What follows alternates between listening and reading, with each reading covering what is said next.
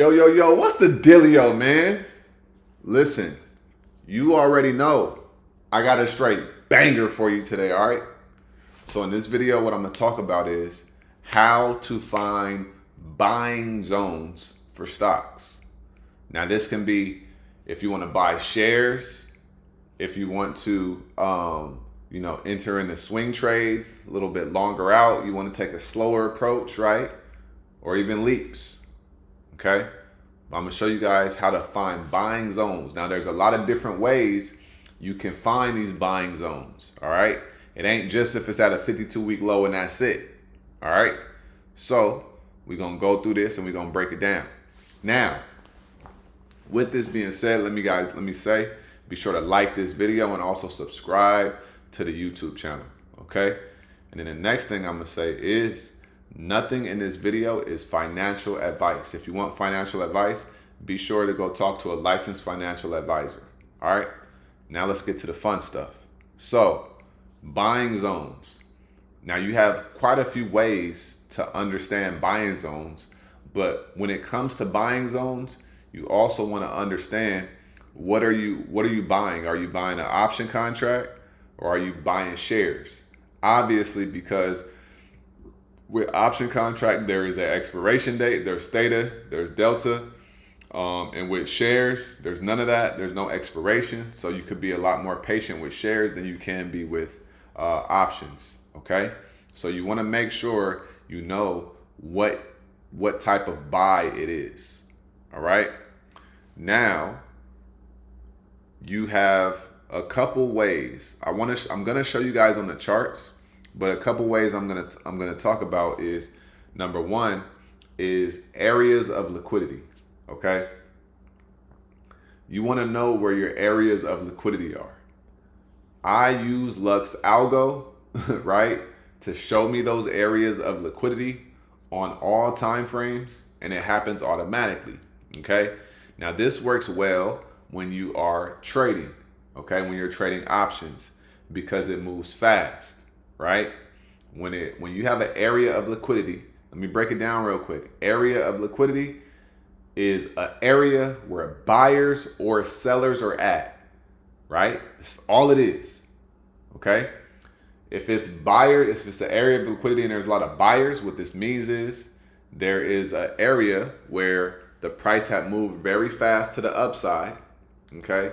And then there's a lot of buyers sitting in that area because they didn't get a chance to enter in. So when the stock goes up, and you have an area of liquidity, the stock comes down, and then that area of liquidity gobbles it up, okay? The stock can't go any lower because so many people bought into that stock, and then it goes right back up and it goes higher, okay? That is an area of liquidity. Now, if you have an area of liquidity with sellers, the stock came down, right, pretty fast, and now you have an area of liquidity where sellers are at. The stock is going to try to come up, and if the stock can't get through that area of liquidity, sellers are going to gobble them up. A whole bunch of sell orders are going to come in, and then the stock is going to go lower. Okay, but when we're talking about buying zones, I'm going to focus on going to the upside. Okay, so we're going to have areas of liquidity of buyers, right, where the stock can go to the upside. All right. So that's one way that you could find buying zones. I love using that for options. Now, if you're an investor, a really good way to find buying zones is off of the previous year's low and high, understanding that, and also the quarterly or the monthly, and then also looking at your EMAs. Okay, now when we're talking about investing, we want to get the best discount. Okay, so when you're looking at investing, you could get your 50 EMA, your 100 EMA, your 200 EMA, and if you want to go deeper, then you could create a 300 EMA and even a 400 EMA, okay? And once the stock hits those areas, that's when you know it's time to buy, all right? So now what we're going to do is we're going to go to the charts, and I'm going to show you examples in real time, in real life, of some of these ways to find your buying zones. Okay. Another one is going to be a supply zone or a demand zone. Okay. Really a demand zone. Right. So let's go to the charts, because y'all know I actually be on the charts. Right. And I'm going to break this down for you as well. Okay, so what we got Oracle. All right, so when we're talking about investing, buying shares, we want to be looking at the daily and the weekly time frame. Okay, so the first one I said is areas of liquidity, right? So if I wanted to buy Oracle, right, number one, you want to ask yourself, okay, where's the highs at? All right, so Oracle was all the way over here at 344, right? It's down bad right now compared to where it was just at. So this is a good area to buy just off of that right there, right? Oracle is a quality company, so you know they're going to do what they do. Now, we have, so this right here is a area of liquidity. The reason being is because it gapped up, okay? This stock gapped up, right? Back in June of 25, because they had earnings and then they gapped up and then they ran for a couple days, right? Now, this gap is a area of liquidity. So when the stock came down in this area, every time, look what happened. It came down here, and then it went right back up, okay? Then it came down here to the bottom of it, and then what happened? They pushed it right back up, all right? So this would have been a good time. You could have bought some shares, or you could have gotten some option calls, and then you could have rode it to the upside. Okay. Now you want to be careful, because this is an area of liquidity for the selling side, right? So I hope that makes sense. Now you have the red line, which is going to be my 200 EMA. Okay. This is the average price of the stock over the last 200 days.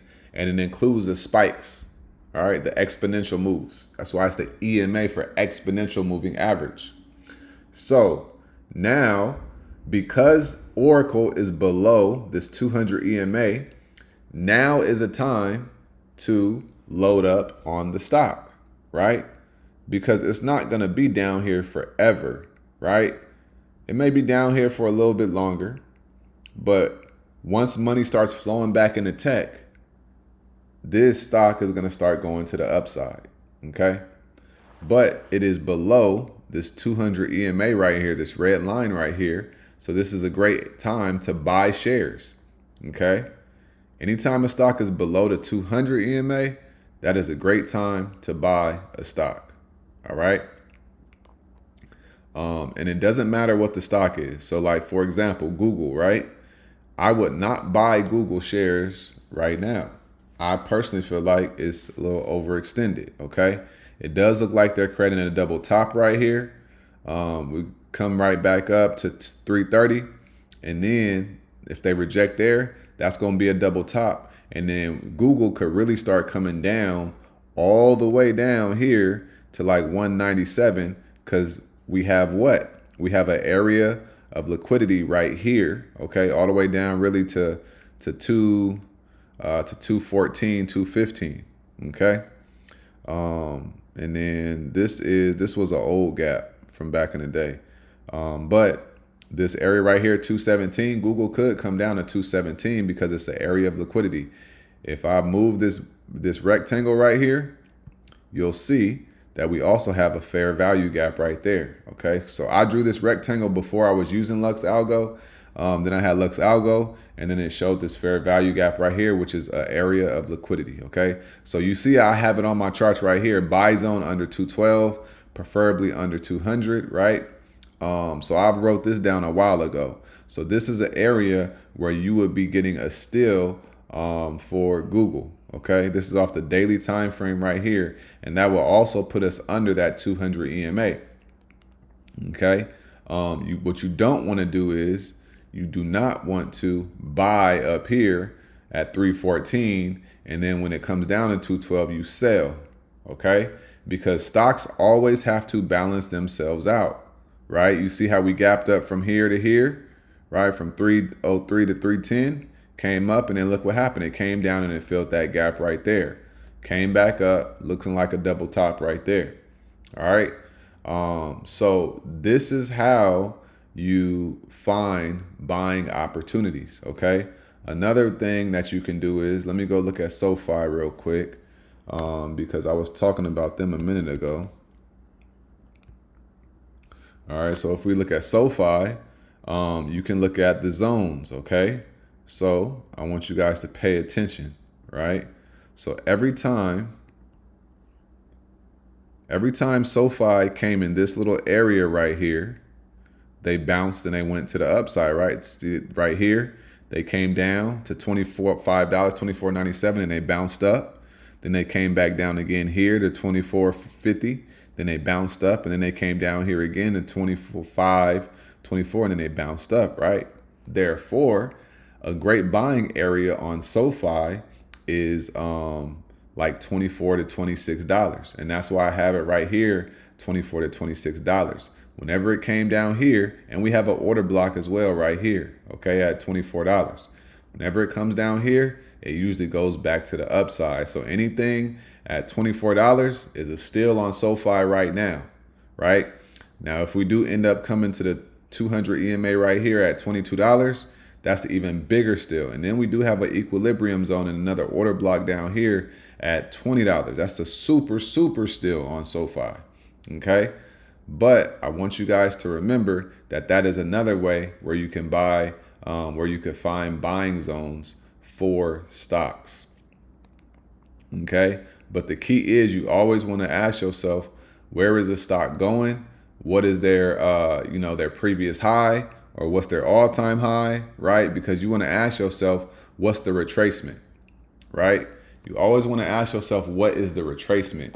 Whether you are day trading, swing trading, scalp trading, I like trading retracements, okay? So if a stock has dropped by 30% in, let's say, 3 weeks, then you know that they made a 30% drop. If the equity of that stock goes back up by 20%, right?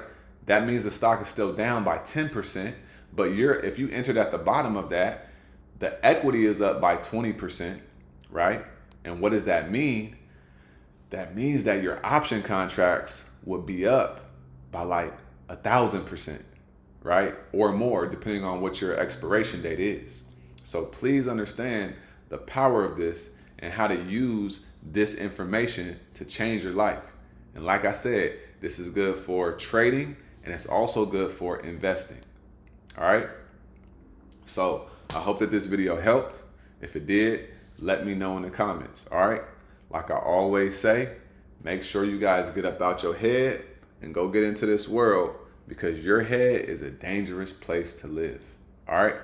And also remember, y'all, the more you study, the less you worry. All right. You guys have a great day. I'm going to holler at you guys tomorrow. All of y'all stay smooth. Peace.